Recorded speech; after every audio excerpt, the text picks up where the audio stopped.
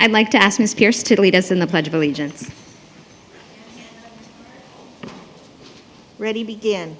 I pledge allegiance to the flag of the United States of America and to the republic for which it stands, one nation, under God, indivisible, with liberty and justice for all.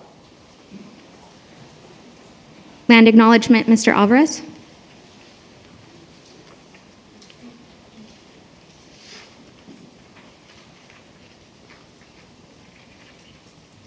We acknowledge that our district is on the ancestral land of the Cahuilla people, with whom we have a long-standing partnership. We are grateful for the opportunity to prepare future generations, teaching them to respect and contribute to their community and to continue the stewardship exemplified by the Cahuilla people. Roll call will reflect that all board members as well as cabinet and superintendent are present. We also have joining us our student board member, Juan Ibarra, representing Summit High School. Approval of the minutes. Is there a motion to approve the minutes of the regular meeting of September 2nd, 2025? So moved, Porras. Is there a second? Second, Pierce. Any discussion? Hearing none, calls for the question. All those in favor say aye. Aye. Any reflect that all board members as well as cabinet and superintendent are present. We also. Thank you. I sounded good there. Any opposed? Any abstentions? Motion carries 5-0. Is there a motion to approve the minutes of the special meeting of September 16th, 2025? So moved, Porras. Is there a second?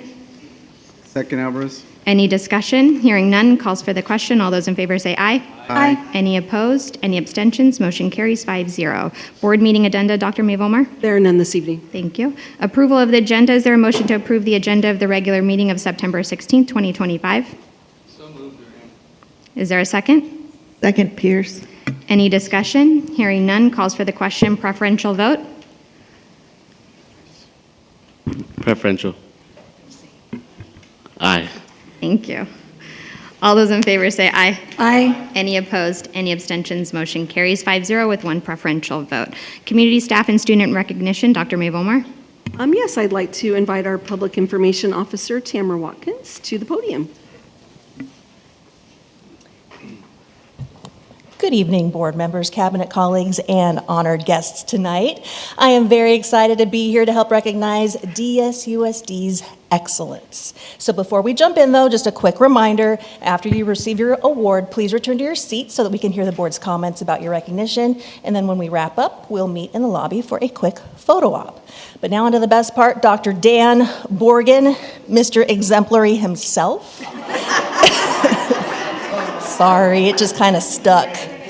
Director of Personnel and Leadership Development, he has our September Employees of the Month. Sorry, sir. That was an exemplary introduction. Thank you, Tamara.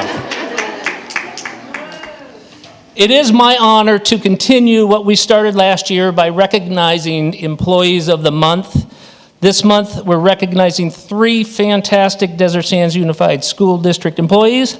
First, our classified employee of the month for the month of September. Security guard from Page Middle School, Charles Hayes.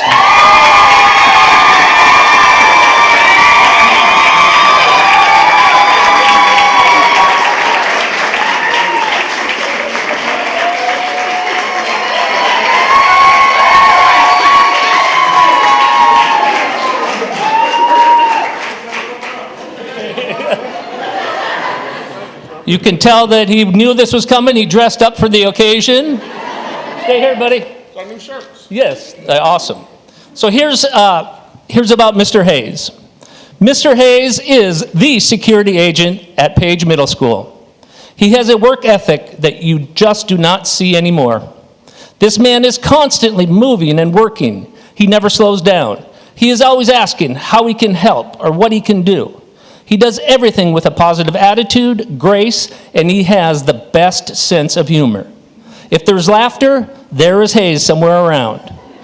He barbecues for the staff for luncheons, volunteers to host events on Saturdays at 5 a.m. nonetheless for PTO, and he graciously gives his time after school to support kids. And that, in fact, is what makes Mr. Hayes the most outstanding individual. He builds relationships with kids. He knows every single student's name. and he makes the students feel seen and heard in a way that nobody else on our campus does. Kids trail after him during lunch because they just want to talk to him. They ask for him when he's not there. They care about him. And at a middle school, that shows a lot. He isn't afraid to tell kids when they're messing up, to stay out of trouble, and to pull them up when there is an issue. But when he does it with humor and kindness, and the kids know that even if they messed up, he still cares about them. I cannot imagine anybody who should receive this award more than Mr. Hayes. Congratulations, Mr. Hayes.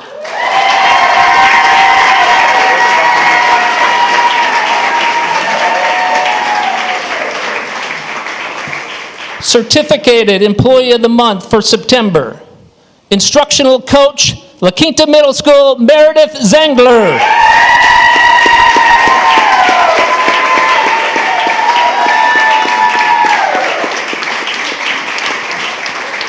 There's your family, too. Oh.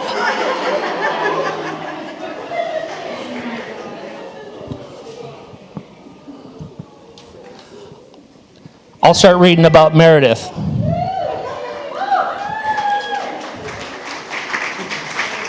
We'd like to take a moment to give a big shout out to our incredible instructional coach, Meredith Zengler. She is a true rock star and a vital part of the La Quinta Middle School community. Meredith's expertise and dedication are making a tangible difference in our classrooms every day.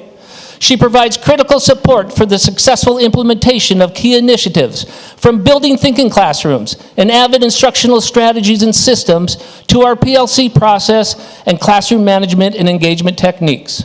Her guidance empowers our teachers to be their best and helps our students thrive. But her impact goes far beyond instructional support. Meredith is the definition of a team player, always the first to jump in and help with anything. She tirelessly works behind the scenes as our publicity person and is a key player in coordinating school-wide logistics for events and activities. We are so grateful for her tireless work and the passion she brings to everything she does. Thank you, Meredith, for being a shining example of excellence and for all you do to make La Quinta Middle School a better place. Congratulations, Meredith.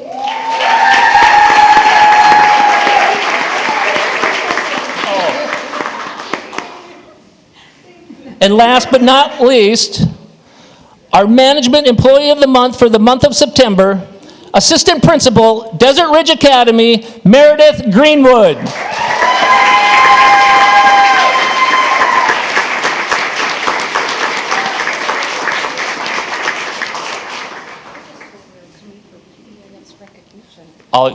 No, it's your recognition. This is from a coworker. I have had the pleasure of working closely with Miss Greenwood this past year in my new assignment as assistant principal at Desert Ridge Academy. Throughout the year, I witnessed Miss Greenwood lead, instruct, and support our instructional staff in the successful implementation of our professional learning communities. She doesn't just manage, she connects. Ms. Greenwood has built strong, meaningful relationships with her colleagues, and this trust is the foundation of her leadership. Her deep knowledge and exceptional leadership skills are not only respected, but are also highly valued by everyone she works with. She consistently goes above and beyond to empower her team, making her an invaluable asset to our school. Congratulations, Meredith.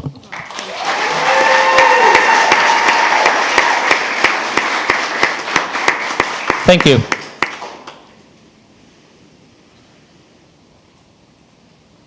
Final congratulations to all of our exemplary employees of the month and exemplary Dr. Dan Borgen. Thank you.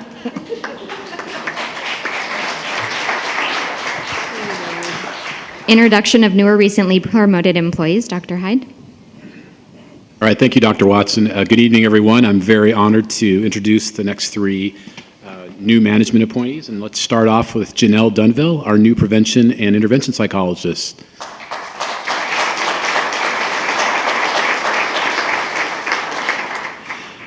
Ms. Dunville brings a strong academic background to the position, holding a Master's of Science in Counseling and School Psychology and a certification in Applied Behavior Analysis from California State University at Los Angeles. Her prior experience includes serving as a school psychologist intern at Arcadia Unified School District and as an assistant clinical supervisor at the Center for Autism and Related Disorders while she honed her skills in supporting diverse needs of her patients. Outside of her professional life, Janelle enjoys spending quality time with her family and friends, exploring various record stores, and discovering new restaurants. She would like to express her gratitude to her mother, Sandra, her father, Tim, sister, Morgan, and partner, Ricky, for their unwavering love and support. We are thrilled to welcome Janelle and the valuable expertise that she brings to Desert Sands. Janelle, welcome. Please introduce any guests you might have and say a few brief words. Hi, everyone. Thank you so much for this opportunity. I wrote down a few people that I just want to recognize, my family, who you announced, as well as the board. Thank you so much for this opportunity, for allowing me to support such a awesome and welcoming district. I want to recognize the schools that I'm going to be supporting. These include Indio High School, John Glenn Middle School, and for the elementary schools, Eisenhower, Ford, Jackson, Johnson, Monroe, Madison, and Washington Charter School. You all have been such a great support to me these first couple of weeks, getting me acclimated, and I just couldn't do it without you, as well as the entire SPED department, especially Jason. Thank you so much for all your support and helping me have a smooth transition into my position. Thank you all.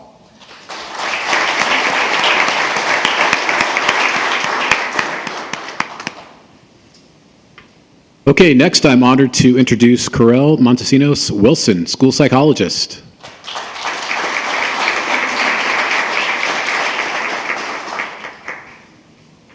Brings a wealth of educational and practical experience to our team. She earned her doctorate in educational psychology from Alliant International University, a master's degree in educational psychology, and an educational specialist degree in applied behavior analysis from Azusa Pacific University. She also holds a Bachelor of Science in Psychology from the University of Phoenix. Carl's diverse work experience includes homeschooling her children, serving as a paraeducator, and a special circumstances instructional aide, and working as a practicing school psychologist. She's also a nationally certified school psychologist. It's a pretty prestigious honor.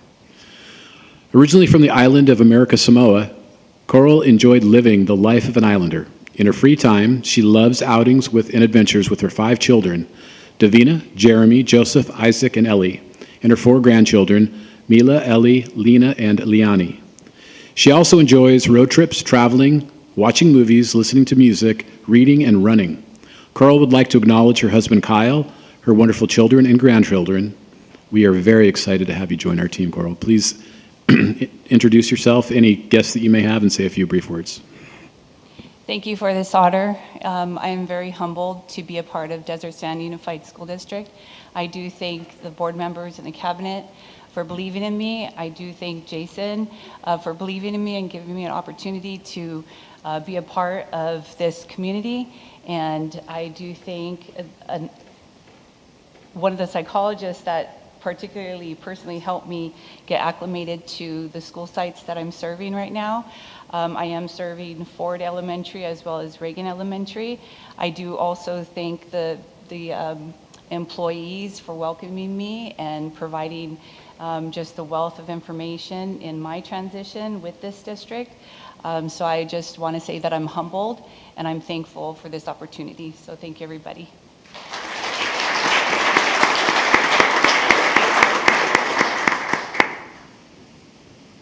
Last but certainly not least, I'm honored to introduce the new assistant principal at Franklin Elementary School, Stephanie Yanez. Stephanie, come on up.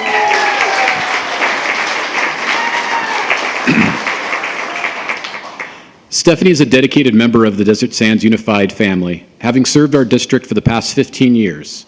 Her extensive experience includes 14 years as an elementary school teacher and recently as a project teacher at Van Buren Elementary and an instructional coach at Earhart Elementary Schools. Stephanie holds a Bachelor of Arts degree in Liberal Studies from California State University at San Bernardino and a Master of Arts degree in Educational Leadership and Administration from Chapman University. She is highly skilled in supporting teachers through coaching, professional development, and data-driven decision-making. She is recognized for her organizational skills, strong classroom management, and her ability to build positive relationships with students, families, and colleagues. A fun fact about Stephanie is that she completed 1 session of student teaching and was a classroom teacher for 10 years at Benjamin Franklin Elementary School under the principalship of Dr. Kelly Mae Vollmer. Stephanie enjoys hiking, running, and spending time with her family. She would like to acknowledge her husband, Anthony, daughter, Olivia, and her parents, Julian and Sophia. Stephanie is deeply committed to building a positive school culture, inspiring students, fostering strong partnerships within our community, as well as serving the families and community of Franklin Elementary School. Stephanie, welcome. Please introduce any guests you might have and say a few words. Good evening. So tonight I have my dad, Julian, my mom, Sophia, my beautiful daughter, Olivia, who's in 3rd grade, my husband, Anthony, and then my sister, Laura, and my cousin, Cynthia. So first and foremost, I wanted to say thank you so much to the Board of Education for this incredible opportunity. I'd also like to express my gratitude to the Ben Franklin family for trusting me in this role. Working as an educator in Desert Sands has truly been an amazing journey. I've been fortunate to experience numerous opportunities for professional growth, and I've been surrounded by so much support from students, parents, colleagues, community members, mentors, and the DSUSD leadership team. I would not be standing here today without the encouragement and guidance that I've received along the way. I'm excited for this next chapter in my career and look forward to continuing to grow, because I'm always growing, as a leader and to build positive relationships that will make a lasting impact. I'm dedicated to serving all stakeholders and, most importantly, our students, because they are our why. Finally, I'd like to, as I already did, I'd want to re-acknowledge my family, who was extremely supportive, my parents, again, Julian and Sophia, my husband, Anthony, my daughter, Olivia, my siblings at home, and my other family members who are watching. Thank you for your support, encouragement, and belief in me. I will make you proud. DSUSD, I will make you proud as well. So, thank you. I'm excited.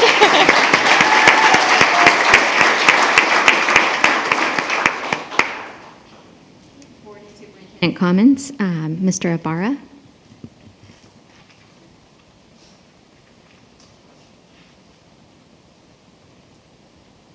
I want to say congratulations to all the employees of the month, and I want to say congratulations to especially Meredith Zengler. Ms. Pierce. She was his teacher. He told me. Yes, I'd like to congratulate our employees of the month as well. The security guard, Charlie, it sounds like you are so dedicated to the school and making relationships with students in your capacity as a security guard. That's so important. And also, surely you help the whole positive climate of the school, and we appreciate you taking the time for that. Thank you to Meredith Zengler, who I don't know, but I have good references here. But congratulations on all you do at La Quinta Middle School, a wonderful school. And Meredith Greenwood, I've known you a long time, and I appreciate what you do there at DRA, and congratulations to you as well. Congratulations to the 2 new psychologists, and Stephanie also for your promotion to AP at Franklin, a great school. Thank you. Chris? To piggyback off my colleague, I enjoy reading or listening to the comments as the employees are recognized, because it really exemplifies the taking ownership of the position and the impact that you can have when you do that. And I think that's a great example to set for our new employees who are coming on board, just taking the ownership of your work, your sites that you're going to be supporting. But just want to say congratulations to each and every one of you who were recognized this evening for the work you're doing and the work you're going to be doing. And just want to say good job. Ms. Perez? Well, congratulations to the employees of the month. And yeah, I actually know Meredith's mom. I think everybody knows her mom. You don't know her mom? Are you kidding me? You should. Anyway, And I know she's super proud. It was so great to see her here, supporting you, of course, Anyway, so congratulations. Anyway, all of the employees. And Charles, I know you're the security, but when I went to Hoover School, and Mr. Castleberry was the janitor there. And you remind me of him because everybody loved him. And I love the energy from your support that you have from your school. It's so great. Everybody's with pom-poms and everything. But that makes, I remember him my whole life. And it's like, it makes such an impact on kids to have someone, an adult, that they can turn to. And he knew everybody's name forever. So anyway, I just applaud you for what you do. And thank you so much for being there for the kids. Congratulations to the new employees. We only hire the best, so we're excited for you to be here. And of course, I love to see us grow our own within the district. So I'm so excited for you to be where you're at in your position, and I know you're going to do fantastic. So anyway, congratulations. Mr. Duran. Good evening, everyone. Congratulations to all the recently promoted employees and also the new and our employees of the month. But I want to begin by thanking the families that are all here today supporting you, that are maybe even here, not here today, but also at home, because they're really the foundation, I think, of what allows us to harvest the growth and the prosperity that you bring to our table so that we can better serve our community. So thank you to all those that are around you, that you go home to, that you see each and every day. I want to make sure that each one of these employees goes home and realizes that's the support network that really makes them who they are today. So thank you for coming today, or if you're listening home at home today. So a special call out to all of them. Obviously, I've known Meredith Singler too for many years, Meredith Greenwood also. Welcome to Coral Montesinos Wilson, our psychologist, Stephanie Yanez, and also Janelle Dunville. Congratulations and thank you. And of course, Mr. Hayes, I left you for last because what part of me doesn't look like I don't like ribs? I just want to say out loud. Okay. So, I don't understand why the invite hasn't come, because I'm willing to buy the ribs if I just know somebody's cooking them, right? And I can stand and watch. So, I'm an email away or a TikTok, whatever you want to do. You give my attention. I'm there. We need a fire permit. You let me know. I got that covered for you. All right, sir? But at the end of the day, it's we don't eat good, we ain't any good, right? That's what I say. All right. With that said and done, welcome everybody. Congratulations on your promotions and your new starts. We love you all. I know you're going to be hugely successful. Thank you. Ooh, I don't know how to follow that. I mean, I like ribs too. I'm not going to come out here and say that I look like I eat ribs, but I do like them. I'll take an invite. I'm not going to repeat everything everybody said. I do want to mention that Mr. Alvarez and I attended the mayor's luncheon last week, but I just want to congratulate and welcome our new employees and our employees of the month. You always know when an employee is really that great and deserving of that award when you see the other staff here supporting them. And I might go on to say Indio Middle School had the best support cheerleading, and Paige might have just beat them. So I like what I see. Dr. Mabelmar. Oh my goodness. I think we just started a competition. So I just want to echo a little bit, but add a little bit. I want to just say a special thank you to Mr. Hayes and to Meredith Greenwood. We launched at the beginning of the year this year, we always have a climate and culture focus, as well as our board priorities and academic focuses. And so this year our focus was students first, and one of the pillars of that is cultivate connection. So it makes my heart super happy when I hear about both of you and the work that you're doing to cultivate connection with students and with staff members. So very well deserved kudos. Thank you for your hard work. And especially for Meredith too at La Quinta Middle. I know you also do that, but we also met with all of the coaches from across the district on Monday. And I was just sharing with them about the work that I did early on in my career in the district as an academic coach. And it's a challenging job, it's a rewarding job, and it's one of the jobs that makes such a difference in what happens in the classroom. So thank you so much for the work that you do. Really appreciate it. And congratulations and welcome to our 2 new psychologists. Wonderful to have you on board. And Stephanie is an absolute rock star. Everything that Dr. Hyde read is absolutely true and more. I remember after about her first year as a teacher, I was like, okay, so how long till you become an administrator? Because you are amazing. You really are. I'm so proud of you. So excited for the impact that you're going to have. So congratulations. Very, very well deserved. And then finally, just want to acknowledge yesterday marked the beginning of Hispanic Heritage Month, which is a really amazing time to be able to highlight and honor the history and the culture and the contributions of Hispanic Americans. I know the city of Indio had a kickoff over the weekend, and so I look forward to other highlights throughout the month to come. So thank you. Okay, and at this time, I'd like to give everyone that came for recognition the opportunity to go and celebrate with your family and friends, unless you're staying for the remainder of the meeting. The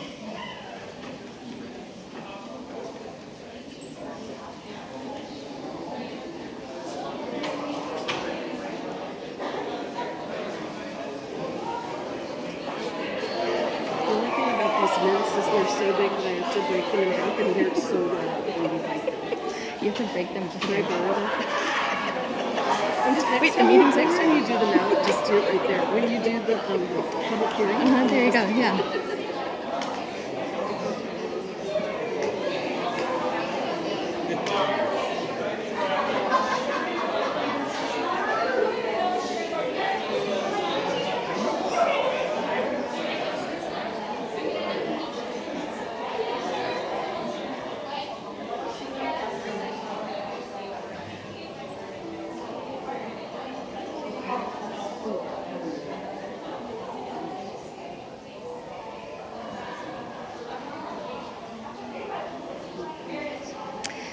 Public comment on open session items. Communication from the floor in accordance with the board bylaw 9323. Time is reserved during the Board of Education meetings for public comment. Members of the public are invited to address the Board of Education in person during meetings on any item on the agenda or on any matter within the board's subject matter jurisdiction for regular meetings only.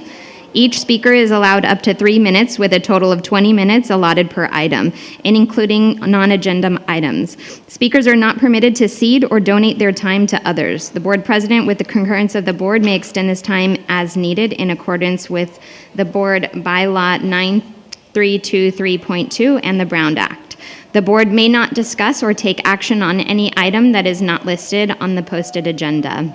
Please be advised that there is a possibility that some items discussed during public comment may not be developmentally appropriate for minors. We ask that parents use their discretion when choosing to remain in the boardroom during public comment. If you choose to leave the room, you may wait in the overflow location at the end of the hallway and will be notified when public comments have concluded. We have no online public comments, and we have no public comments. Information, disposal of surplus property report per resolution number 30/2024-2025. Palm Desert High School dance students will participate in the University of Arizona Jazz Festival in Tucson, Arizona from September 19th to 21st, 2025. La Quinta High School Culinary Arts Academy will participate in the Family, Career, and Community Leaders of America Fall Leadership Institute in Anaheim, California. From October 22nd to 25th, 2025. An Indio High School cheerleading team will participate in the Varsity Spirit 2025 Pearl Harbor Memorial Parade in Honolulu, Hawaii from December 3rd to 8th, 2025. Staff conference items, Dr. May Volmar. Yes, we're going to begin this evening with our instructional calendar work group presentation, and Dr. Borgen will be presenting that to the board. Thank you, Dr. May Bulmer. I'm back. My night's not done here. So I'm honored to present now the hard work and dedication that a few of our people have put forth as the instructional calendar work group. And so I just want to set back what the purpose of this group was. So last spring, the board decided that they wanted to provide an opportunity for different stakeholders to discuss the different thoughts of what people are having about the instructional calendar. And so the goal of this work group was established to work this through, provide information to the Board of Education and the DSUSD, DSTA Joint Calendar Committee prior to that calendar committee meeting this fall. And so with that charge, we began setting up a calendar work group. Initially, we tried to get as many people involved. However, we knew that we wanted to do it face-to-face, and so we set the goal of getting 50 participants. And I went out and invited folks. I obviously wanted to get people from different aspects in the district. I wanted to get people from the site, people from the district office, parents, and I have some data just to share. Of those 47 participants, we had 2 Board of Education trustees, we had our 2 association presidents, we had 24 certificated staff, 14 of that staff came from the site level, and 10 of the certificated staff came from the district office. We had 9 classified staff members, 5 of them from the sites, and 4 from the district office. And then we had 13 parents that are obviously outstanding parents, but do not work for Desert Sands Unified School District. I also want to touch on the fact that we tried to catch some of our people from the sites and from the district office that also have students in our schools. And so of all of the people on the work group, 27 of the 47 have students that are currently enrolled in Desert Sands. So with that, we set up our first meeting on May 22nd, 2025. And in that meeting, we set up what our priorities were going to be. And so I went through a brainstorming activity with all the participants. And the first question, or the first stem was, the instructional calendar must have. And the participants were in groups, and they began brainstorming. What is it that our calendars must have? I gave them a little background knowledge as far as we have to have 180 instructional days. We have to recognize national holidays. We have in our bargaining agreement 2 teacher prep days and 2 additional teacher professional development days. So those were our must-haves. But then I let the groups brainstorm and continue on to how they felt, what they felt the must-haves were. We then went on to say, okay, the instructional calendar should have. So this is where ideas started generating. And the different groups just started brainstorming and come up with ideas. What could it have? What should it have? What do I feel it should have that maybe it doesn't have right now? And then the last component of that was, okay, the instructional calendar could have. This is where I gave all the participants the freedom of shoot for the moon. What could it have? Think outside the box. And we charted all of these ideas as a group. Then we put them all the way around the room and did a gallery walk. I gave each participant 4 to 5 little sticky dots, and their charge was to go around and put their dot or dots on the ideas or the thoughts that hit home with them, that they supported 100%, that they really wanted. And that's kind of our driving force for the rest of our meetings. This is just not the complete list, but these are the high dot list, I call it, the ones that got the most dots on our must-haves. And you can see up there, 100 days of instruction, absolutely. 2 teacher prep days and 2 professional development days, absolutely. National holidays being recognized. Then the one that wasn't mandated, heat mitigation safety. That was extremely important to most of the participants. There was a lot of dots on heat mitigation and safety. Program alignment for sports, CIF, AP, universities, especially with our dual enrollment programs. So the group really thought we should try to align our instructional calendar with those universities and with the CIF schedule and all of those things. The other key idea that came out of the must-haves was let's be thoughtful where we place our breaks. Let's not just throw them up anywhere. Let's be thoughtful where they are. Sometimes, like your PD days, if we have a Friday off, some people thought, well, why couldn't we put the PD day on a Monday and give our families a 4-day weekend, right? So those are ideas about thoughtfully placing the breaks. End semester by winter time. That came out of the must-haves. End the semester for the secondary schools at winter break, so that when we come back from winter break, they can start second semester. And then consistency. And consistency means let's just do it, Desert Sands, what we decide on the calendar, and let's keep it that way. Why do we keep changing the calendar year after year after year? And so it almost becomes ingrained in our culture of Desert Sands. We come back to school on this week, we have spring break on this week, and so families can plan more accordingly and not have to really, okay, is this a time that we have spring break the third week of April, or is it the first week? So that's what consistency meant. So in the should have, some of the ideas that got the most dots, almost across the board, earlier spring break. And this is coming off a year where spring break was a little bit later. The work group really thought, let's try to have an earlier spring break. End semester by wintertime came up also in the should haves. Big one, moving the PD days to August, meaning right now they're in February and October. Taking those, if we put them in front of before school starts, that gives us 2 more days before kids have to start school. So that was a big thought that came around. Another big one, February break. It seems like from January to spring break is a long time. So a lot of folks really wanted a February break. Also consider culture and traditions with our calendar. Think about things that are important in our Coachella Valley here, Date Festival, Coachella Fest, all of those type of things. Alignment with neighboring districts is a should have. Professional development days aligned with decreased attendance. So some of our attendance rates are low after some holidays, after long weekends. So they thought, why don't we plan some of these PD days when students typically have decreased attendance? And then a big one, maybe a shorter Thanksgiving break to arrange a later start. Meaning, right now, or in the past, we've had a full week of Thanksgiving break.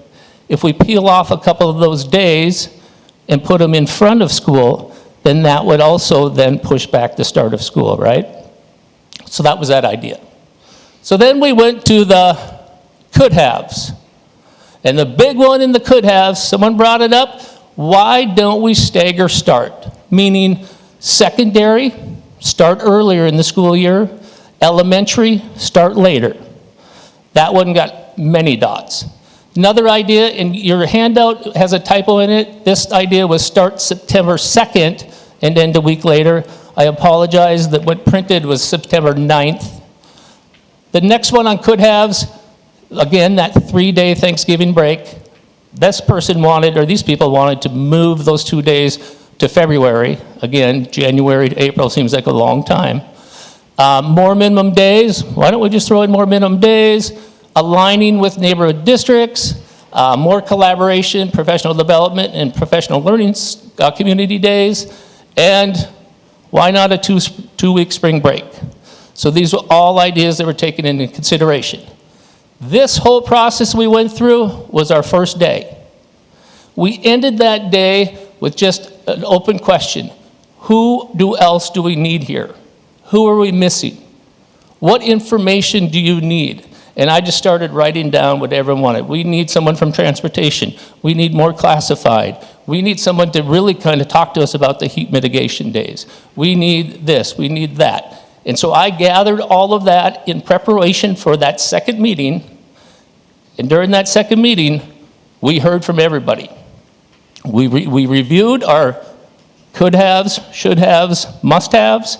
We were able to add anything else. And then we heard from all of the people that we wanted to hear from. And kind of just fleshed it out, just poured information. It was a long day, there was a lot of information, and we did it, right? So then the third day, I again reminded everyone of the must-haves, should-haves, and could-haves, and then we got to work. I grouped them up in groups. I handed them a blank calendar for next year, and I said, you will design a calendar that has school starting before Labor Day. You will have a blank calendar. You will design a calendar for school that starts after Labor Day. You have a blank calendar. You'll make a calendar for a staggered start. Elementary later, secondary earlier, and then the last one, you get to design any calendar you want. And they went to work. And once they were done designing those calendars, we had a huge share out.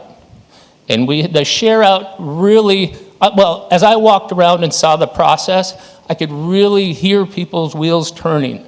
And I could really think about, especially those that were designing a schedule that was completely different than what we're used to. It's like, oh, I didn't know that we would have to go all the way till June if we start after Labor Day. The one thing that came out of this is next year, our Labor Day is on the 7th. And so that really tripped a lot of them up because they'd have to start school on the 8th if they were designing the calendar for after Labor Day and go all the way till the end of June.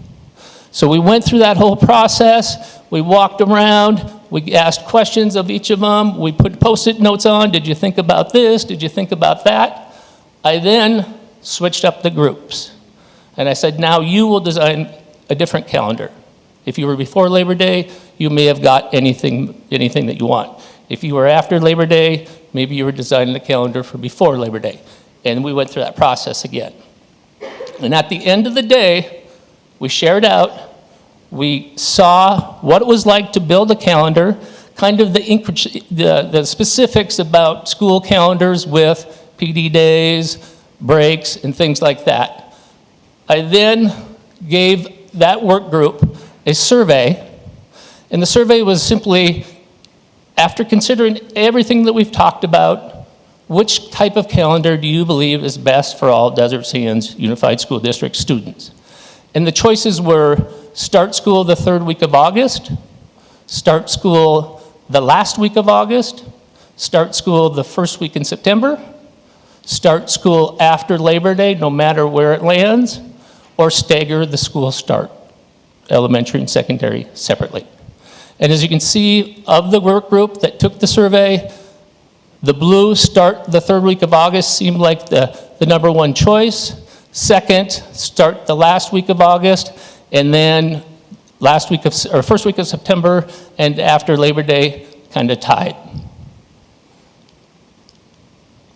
So the key takeaways after all this whole process, and I've shared this with the work group, and we've all agreed that these are the key takeaways.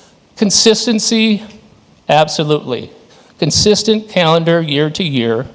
Starting the 3rd week of August seemed consistent among the group. Consider moving those PD days to before the start of school.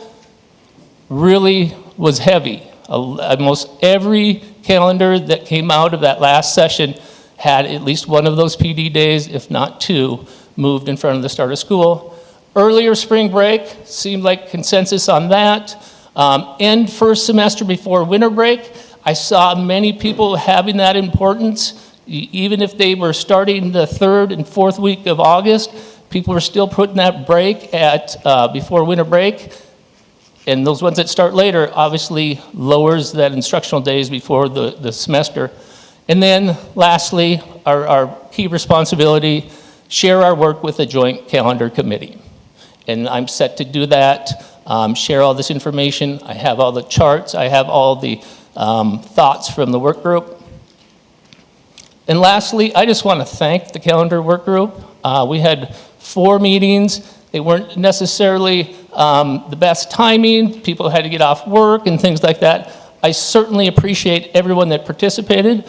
I appreciate everyone's openness, honesty, and ability to listen to other people's opinions, even if it's not your opinion. I was proud of the process, and I thank all of them. And now I open up for questions.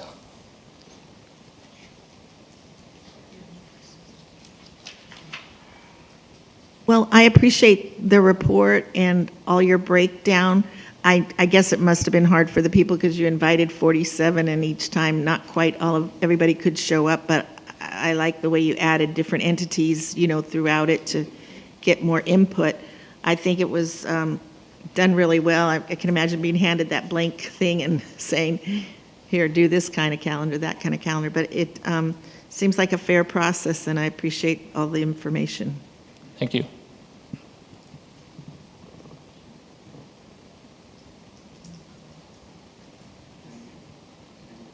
I don't have any questions. All right, that's fine. Thank you so much. Yeah. Questions? I have none. I do. I'll go. And then you guys might have questions after I go. So on Friday at the meeting, I had specifically asked for a breakdown, which you gave us of the people that were invited.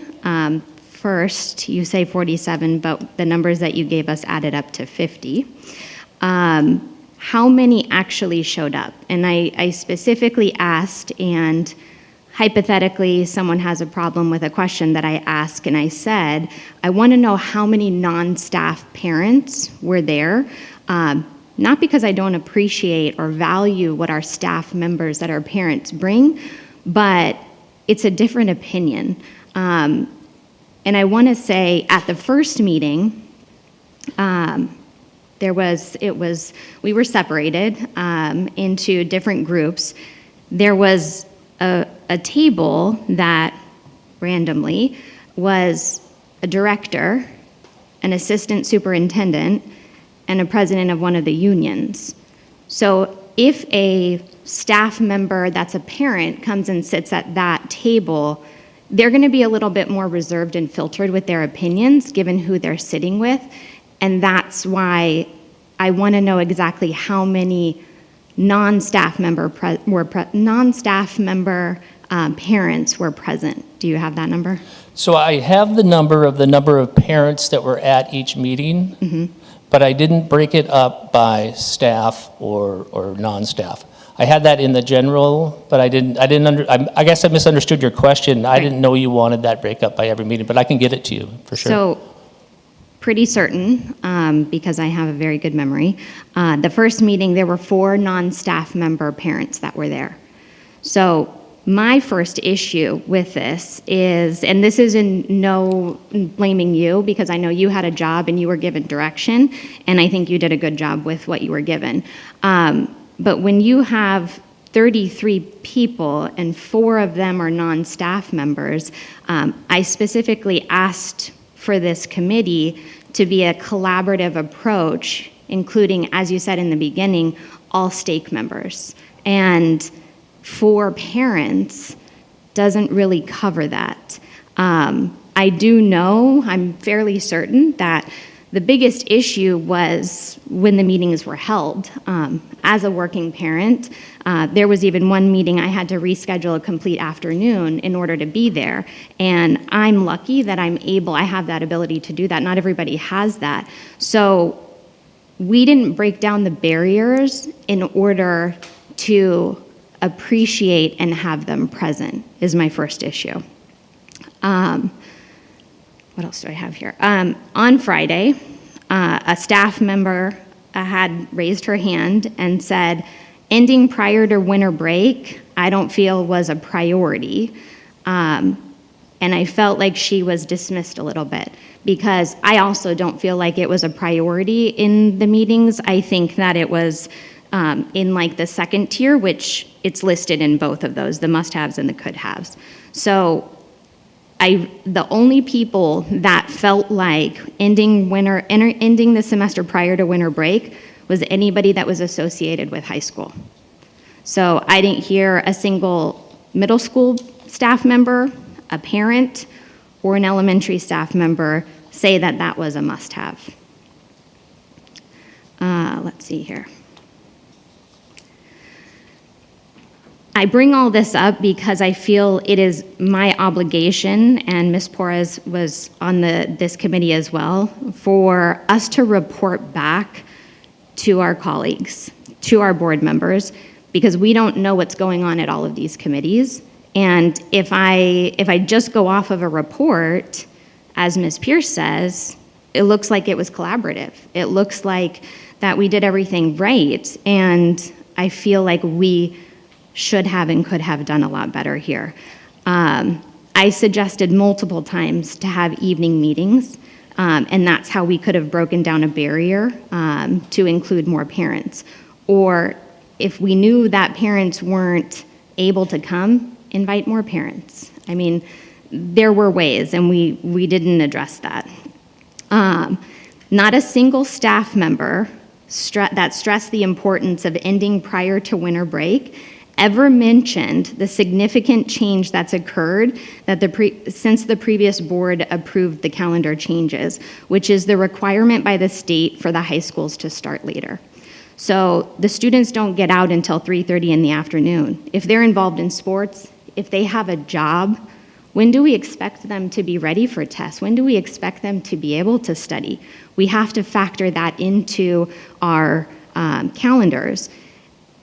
I know when I was in college, we had a week off, and I'm not saying that we should give them a week off before finals, but that gave me time that I wasn't in class, I wasn't required to be anywhere, but I had the opportunity, should I choose to have that opportunity and take the time to study. Not everybody took the time to study, but having the winter break be the dictation of when we're gonna end the semester doesn't take that into account.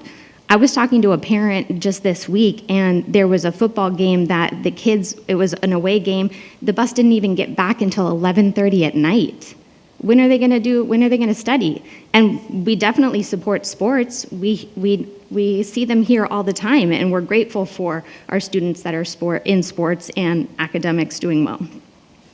One of the parents actually brought this up in one of the meetings, and she said she has a son involved in a sport, in AP classes, and the stress of the games, the banquets, and holiday events and studying just to finish before winter break is overwhelming to her son.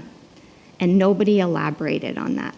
So I bring these things up not it's not your fault, but I know there's at least 2 people in this room right now that are gonna be on that calendar committee, and I hope that they're listening to the things that were said in these meetings. We're not sitting here asking students for their input, but by including the parents of those students, we're able to hear how the decisions that we're making up here impact them. And I think they're important voices. And our parents want to be involved, and they want to be heard. So one of the things that I was disappointed to hear from someone in leadership, and I addressed this in the meeting, is that I believe it's essential that communication remains thoughtful and, more importantly, accurate. So to sit and say that our current calendar follows the COD calendar is flat out wrong. COD started the Tuesday after Labor Day. We do end the same day before winter break. They go to work, they go to school the 3 days of Thanksgiving break. We don't do that.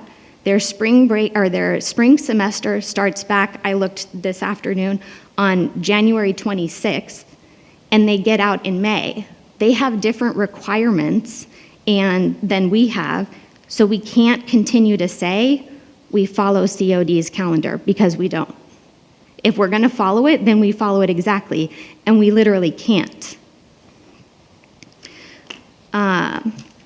The other thing that I struggle with is I don't remember there being a single classified employee at the first meeting. Andrew, were you there? The first meeting? Yeah, so you're right. Right. So Andrew was there, and Yeah. then that's when we said, who are we Yes, missing? and so when you said at the end, what's missing from this table? And I said, from the beginning, I wanted all stakeholders here, and I wanted, and you can quote me, I want a janitor. I want a security guard that is on campus, not somebody that is going from campus to campus. I want yard supervisors. We can't run this district without our classified employees, and they deserve to have just as much say, especially when they're working in the elements that we're talking about when it comes to the calendar.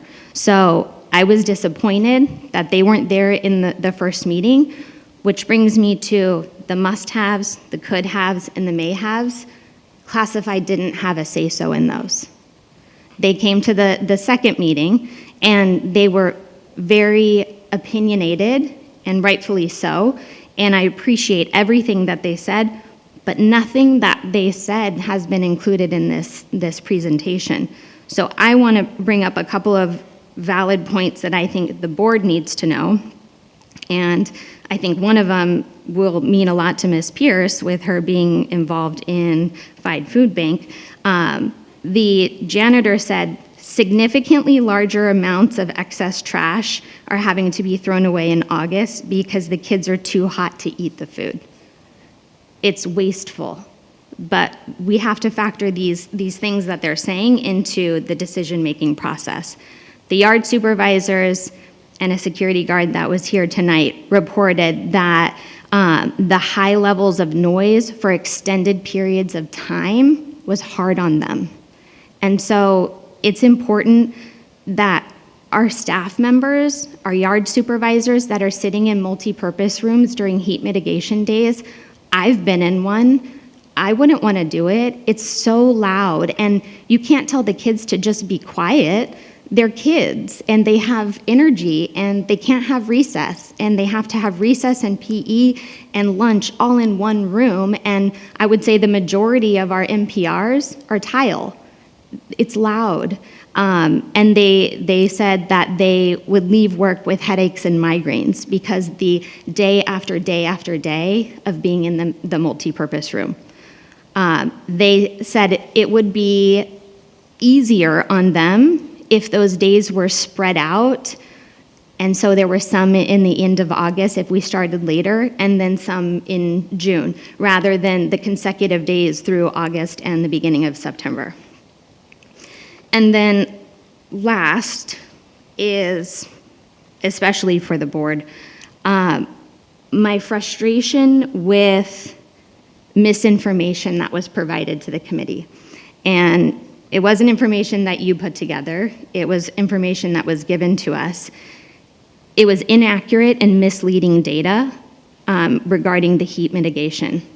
Participants were given a printout that stated every year for the last, I don't know, was it 5 years that was on there? I think it was, yeah. Every single year, if we start in mid-August, we have fewer heat mitigation days than if we started later in August and went into June.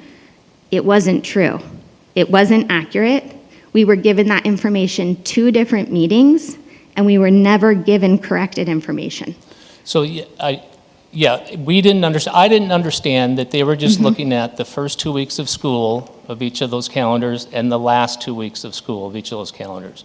And so the numbers we were looking at were based on just that, 2 weeks before school starts and 2 weeks after school starts. And it was a comparison between starting when we did last year on August 20th or starting on September 3rd.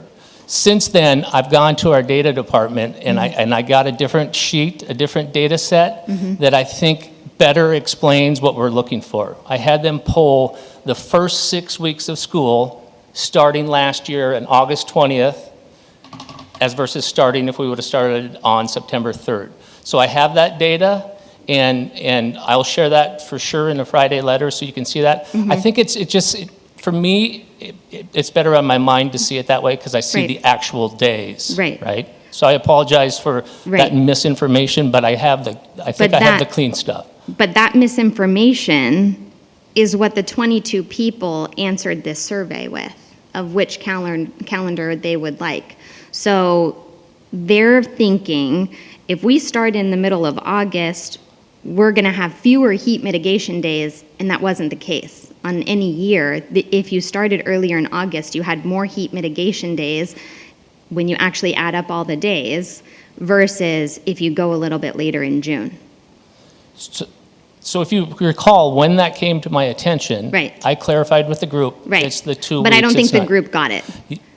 And I think, we never saw it in writing. Yeah. So I'll share this, and I'll share this with the calendar committee also so they can see the difference in heat mitigation days between a start on the 3rd week of August versus after Labor Day. So just to kind of summarize, my overall concern is the transparency and reliability of the data, that this is, I think at that meeting there was only 3 non-staff member parents that were able to come. It was a little bit embarrassing to talk to the parents, to get their feedback, that they didn't feel like it was collaborative, that they didn't feel heard, that they felt that there was an agenda from the district, and they're not the only ones that I've heard this from. I don't believe that that's the case. I don't know who's going to be on the calendar committee, but like I said, I know 2 people are here, and it's important to whoever is on that committee that they're bringing the concerns of the board, of a parent, of the people that were there, of our classified staff. All of these opinions, all of these voices matter. Because we sent out a survey to parents and to staff 2 years ago. There was an overwhelming majority that wanted a later start than mid-August. That was a lot more people than 22 people in a survey that we did from this committee based on inaccurate data. We didn't listen to them.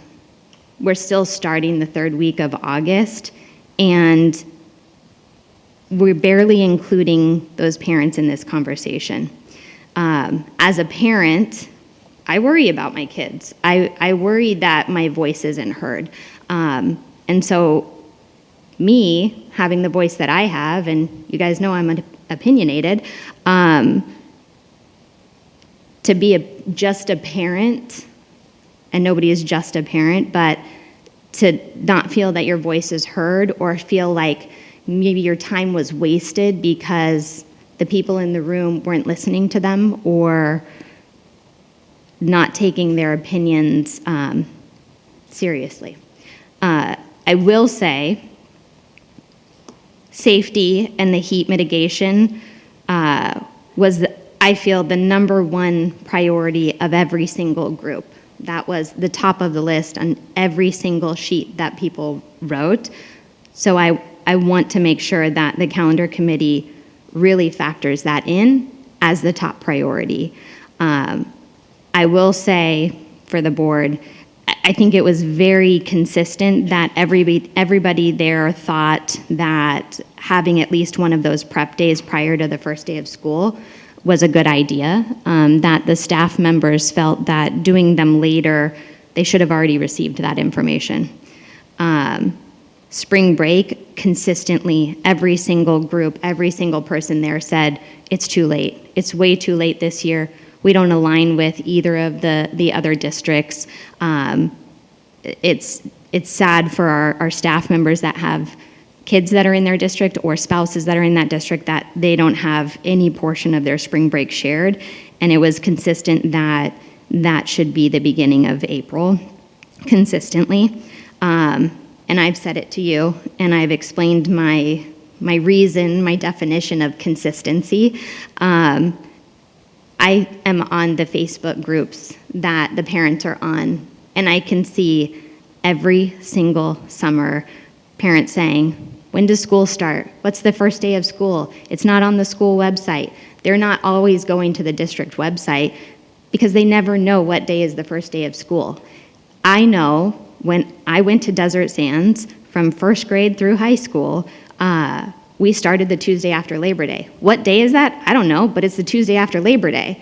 And so that's why I've said to you, consistency. If it was the Monday before Labor Day, who knows what day that is, but you know your kid's starting school the Monday before Labor Day. And our staff members, they can plan vacations for next year. It doesn't matter what day it's starting the Monday before Labor Day, whatever it may be.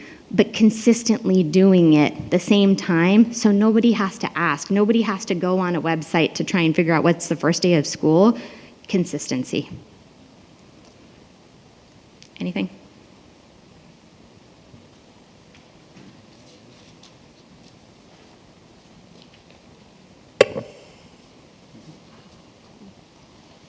I have a couple of points. I'm not going to, go into a lot of stuff, but just a common theme that came up was time of meeting a concern. 1 o'clock in the afternoon on a workday. So, and that doesn't just apply to this particular event. You know, I want to just make a note of that applies to everything we do.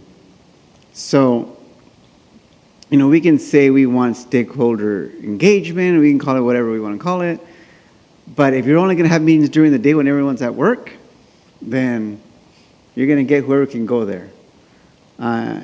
To me, I think there's parents that work afternoon or evening shifts. There's parents who work day shifts. Have two meetings. Have a meeting in the morning for those who can and do, and have a meeting in the afternoon, you know, late afternoon, early evening for those that have a day shift. And I'm not talking just calendar committee. I agree. You know, I'm talking about, you know, we talk about our EL groups. I brought up the fact, why is it just during the morning? Is it because just that's when that person's at work? You know, if we're going to have meaningful engagement, and the response can't be, oh, but we had a good turnout. Yeah, I'm really happy about that. Can we have more of a turnout if we do that morning meeting and then have another one for those parents who can attend?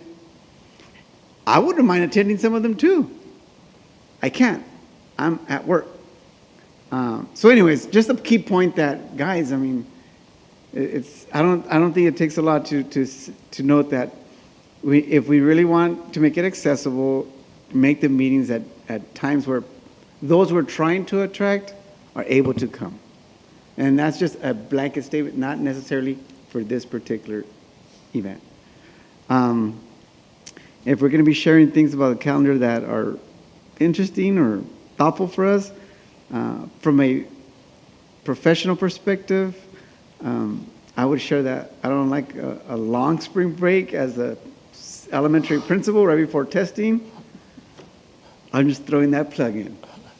As an elementary principal, I don't want to have my kids away from school and they come back and we have to do CASP right then and then. That's just my 2 cents on that. But everything else, I'll keep it.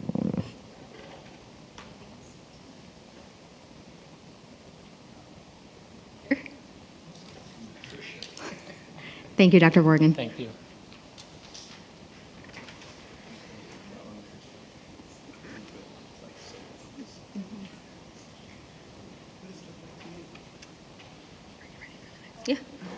All right, following that, we have our student board member presentation, so I will turn it over to Juan.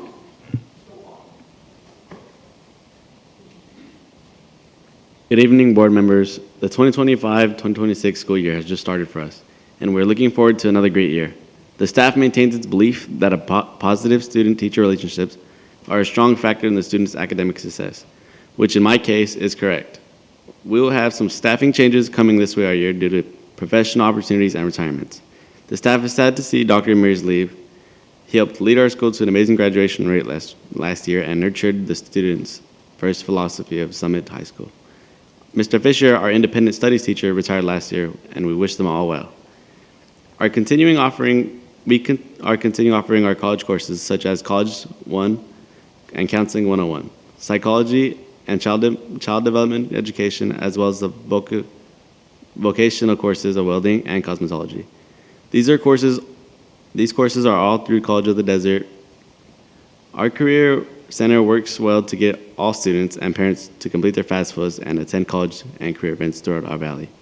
In adhering our belief of educating the whole student, we will continue to provide a variety of activities for the students. For example, academic-based field trips to NHRA, leadership conferences, and indoor skydiving. We encourage our students to participate in Battle of the Books, Math Field Day, Therapy Tuesdays, wellness fairs, esports, work experience options, and our sports program, which include volleyball, softball, soccer, and basketball. Summit's ASB lunchtime activities to encourage student involvement and to support the Summit vibe. ASB holds 4 blood drives a year, plans a graduation tip for graduating students, designs grad shirts, and presents movies at lunch in the NPR. Summit would like to welcome Miss Jenna West, our new independent study teacher. She will be coordinating with our students in that program to help them graduate. Another staff member is Mr. Mike Williams, our new assistant principal. He came to Summit last year and has quickly fit into the Summit mentality. He has made it a point to talk to all of the students. He knows almost, if not every student on campus, and encourages them to be successful. Plus, he's awesome. Thank you for your time and attention tonight.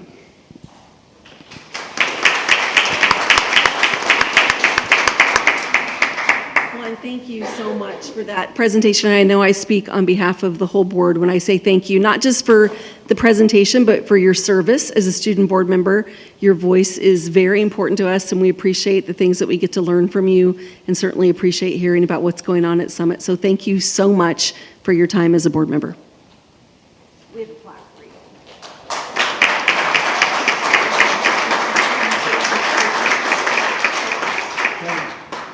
Sorry.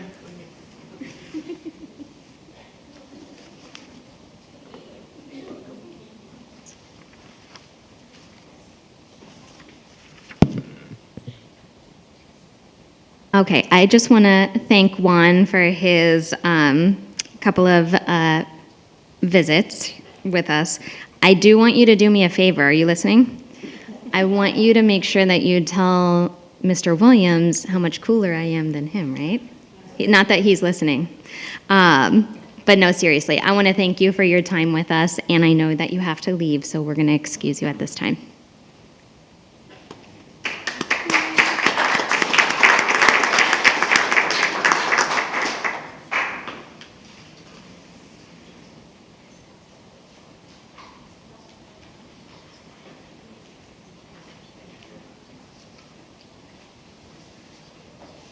Public hearing number 01/2025-2026, pupil textbook and instructional materials, compliance for fiscal year 2025 to 2026, opening public comments at 8:13 p.m.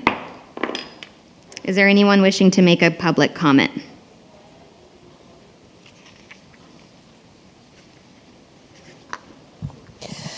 Good evening. Trina Gonzalez-Alisi, President of the Teachers Union Desert Sands Teachers Association. Sorry. I would just like to state for the record, again, as I always do, that there is a significant process that Desert Sands uses to adopt its curriculum. I feel that we are one of the exemplary districts that make sure that we provide opportunities for public comment by setting the textbooks out in the lobby. There are forms there to fill out with your opinions on it. We have a very sophisticated curriculum council for elementary and secondary that vets the different publishers and then makes recommendations based on that.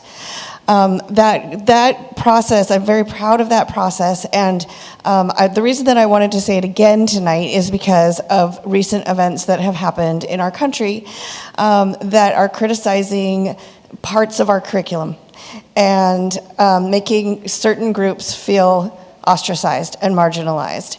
And I think that Desert Sands does not do that. We embrace it, and we, like I said, it's a very sophisticated process through which we adopt our curriculum. And I served on curriculum council eons ago, and so I know for a fact because I've participated in that process. And I just want to make sure that we stand firm on that, and that we, gosh, it's just scary even using certain words now. Inclusive. I want to be inclusive. You know, I don't want anybody to feel ostracized and marginalized. And we want to make sure that our students see themselves in our curriculum. I think that's very important as well. And so in looking at the pupil textbook and material, in addressing this, I just want to make sure that my voice is lent also as a leader in our whole district operation, that I am more than sure that Desert Sands follows the correct process to make sure that we adopt the curriculum that is appropriate for our students. Thank you. Closing public comments at 8:16 p.m. General Functions Business Services. There's one item in General Functions Business Services. Is there a motion to take this? So moved by Durant. Is there a second? Second, Congress. Thank you. Any discussion? Hearing none, calls for the question. All those in favor say aye. Aye. Any opposed? Any abstentions? Motion carries 5-0. General Functions Educational Services. There are 7 items in General Functions Educational Services, with item 19.1 and 19.2 being resolutions and requiring a roll call vote. Is there a motion to take items 19.3 to 19.7 as a group or individually? Motion to take them as a group. Pierce. Is there a second? Second, Duran. Any discussion? Yep. On 3, just want to confirm that right at school at Ford is encompassing the 1.3 million. That's encompassing all the schools, not just 1.3 million at Ford. It's 5 elementary schools for year-long services. All those in favor say aye. Aye. Any opposed? Any abstentions? Motion carries 5-0. Is there a motion for item 19.1? So moved, Porras. Is there a second? Any discussion? Hearing none, roll call vote. Ms. Pierce? Aye. Mr. Alvarez? Aye. Ms. Porras? Mr. Duran? Aye. And I'm an aye. Motion carries 5-0. Is there a motion for item 19.2? Porras. Sorry. Is there a second? Pierce. Thank you. Any discussion? Hearing none, roll call vote. Ms. Pierce? Aye. Mr. Alvarez? Aye. Ms. Porras? Mr. Duran? Aye. And I'm an aye. Motion carries 5-0. General Functions Personnel Services. There's 1 item in General Functions Personnel Services. Is there a motion? So moved, Porras. Is there a second? Second, Duran. Any discussion? Hearing none, calls for the question. All those in favor say aye. Aye. Any opposed? Any abstentions? Motion carries 5-0. General Function Student Support Services, there are none. General Function Superintendent, there are none. Consent items, Student Matters, Dr. May Volmer. Yes, tonight, the board took action to approve the following student matters: reinstatement case 24/25-13 on a motion made by trustee Porras, seconded by trustee Duran. The motion carried 5-0. Reinstatement case 24/25-42 on a motion made by trustee Porras, seconded by trustee Alvarez. The motion carried 5-0. Thank you. Consent items, Business Services, there are 9 items in Consent items, Business Services. Is there a motion to take these as a group or individually? Motion to take them as a group. Pierce. Is there a second? Second, Alvarez. Any discussion? Hearing none, calls for the question. All those in favor say aye. Aye. Any opposed? Any abstentions? Motion carries 5-0. Consent items, Educational Services. There are 6 items in Consent items, Educational Services. Is there a motion to take these as a group or individually? Porras. As a group? As a group. Is there a second? Second. Ms. Pierce Second, is the Pierce. second. Any discussion?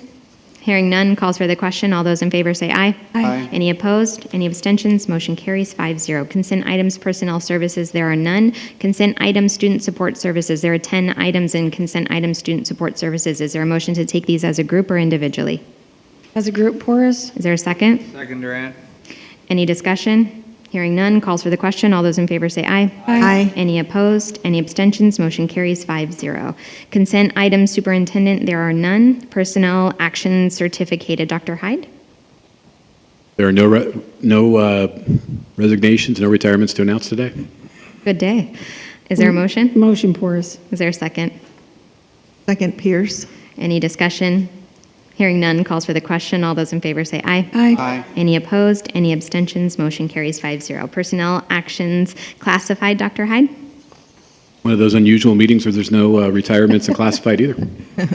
Motion, Porras. Is there a second? Alvarez. Any discussion? Hearing none, calls for the question. All those in favor say aye. Aye. Any opposed? Any abstentions? Motion carries 5-0. Call out of closed session actions. Dr. May Volmer? Tonight in closed session, under item 3.2, the board took action to accept the settlement agreement with the California School Employees Association regarding a ULP grievance filed with the Public Employee Relations Board on a motion made by trustee Porras, seconded by trustee Alvarez. It was a unanimous vote in favor.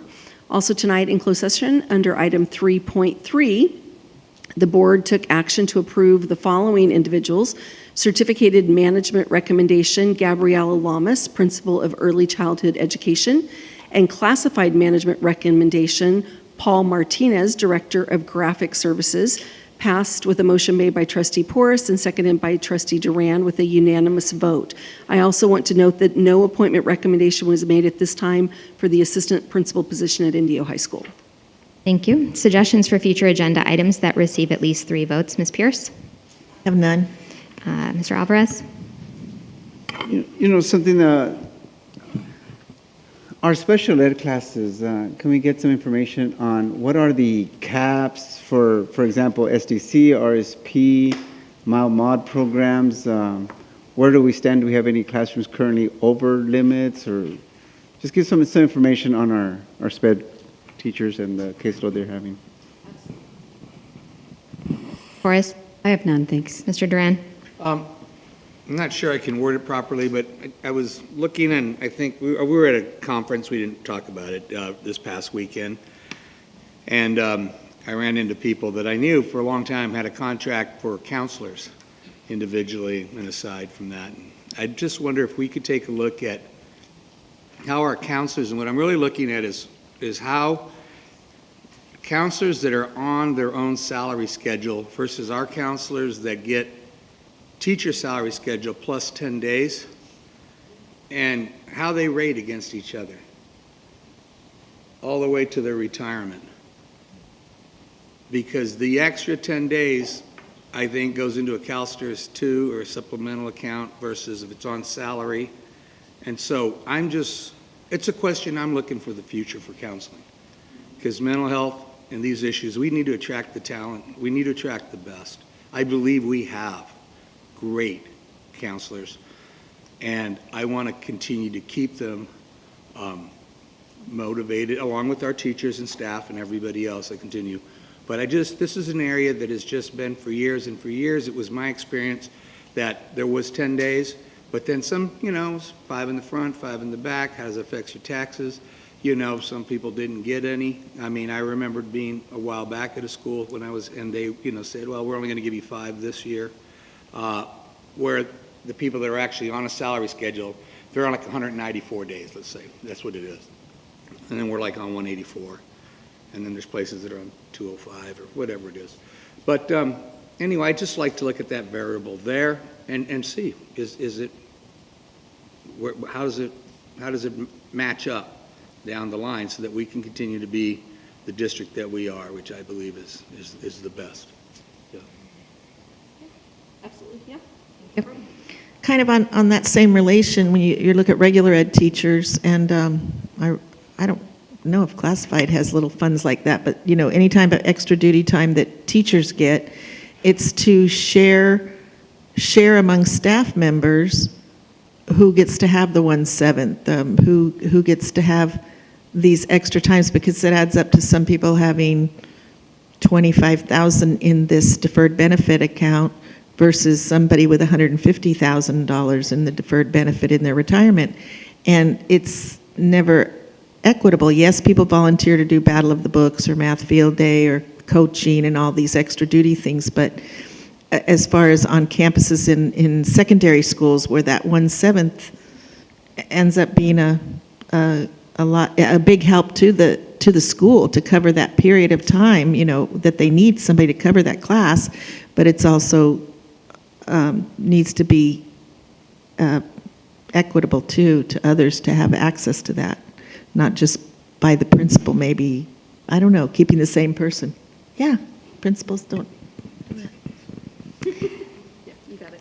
And to kind of piggyback on that, it's something that I've also talked to Dr. May Volmer about, is ensuring that all of these extra duties are equitable. If somebody wants to do it, at some point they should have the opportunity to do so. I have nothing. And announcements: the next regularly scheduled meeting of the Board of Education is October 7th, 2025 in the District Education Center Boardroom 47950, Dune Palms Road, La Quinta, California. We do not need to reconvene to close session. This meeting is adjourned at 8:25 p.m.